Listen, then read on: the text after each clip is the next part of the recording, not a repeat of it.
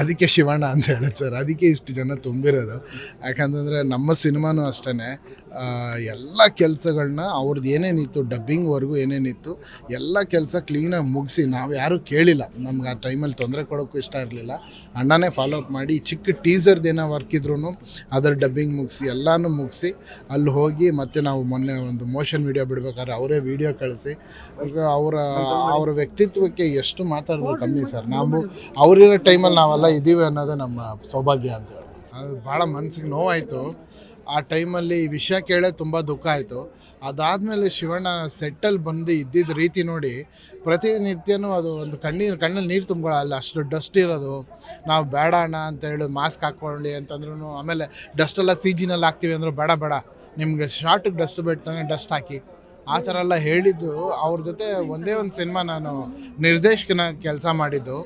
ಅದು ಯಾವ ಜನ್ಮದ ಪುಣ್ಯನೋ. ಎಲ್ಲ ವಿಷಯಗಳು ಅವ್ರ ಮೂಲಕ ಟೆಕ್ನಿಕಲ್ ವಿಷಯ ಅನ್ನೋದಕ್ಕಿಂತ ಜೀವನದಲ್ಲಿ ಹೇಗೆ ಬದುಕಬೇಕು, ಒಬ್ಬ ಆರ್ಟಿಸ್ಟ್ ಎಷ್ಟು ಸೂಪರ್ ಸ್ಟಾರ್ ಆದ್ರೂ ಎಷ್ಟು ಗ್ರೌಂಡೆಡ್ ಆಗಿರಬೇಕು ಅನ್ನೋ ದೊಡ್ಡ ಪಾಠ ಕಲಿಸ್ಕೊಟ್ಟು. ಇಲ್ಲ ಭಾಳ ಅದು ಎಲ್ಲರೂ ಅದೇ ವಿಶ್ ಮಾಡೋದು.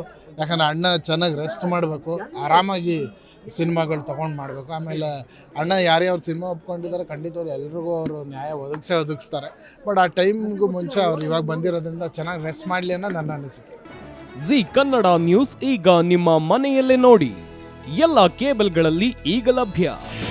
ನಿಮ್ಮ ನೆಚ್ಚಿನ ಜಿ ಕನ್ನಡ ನ್ಯೂಸ್ ಈಗ ಸನ್ ಡೈರೆಕ್ಟ್ ನಲ್ಲಿ number 292, Tata play number 1664, Jio TV number 1334, NXT digital number 30, in cable number 30, city networks 51, U digital number 162, GTPL number 17, Rockline telecommunications number 42, Shri Basaveshwara cable number 168, rural cable network 60, Vinayaka digital 57, Abhishek cable 821, city channel 53, Siddeshwara cable network 57, V4 digital Infotech 628, Surya digital networks 53, Gajanan digital number 836, Malnad infotech private limited number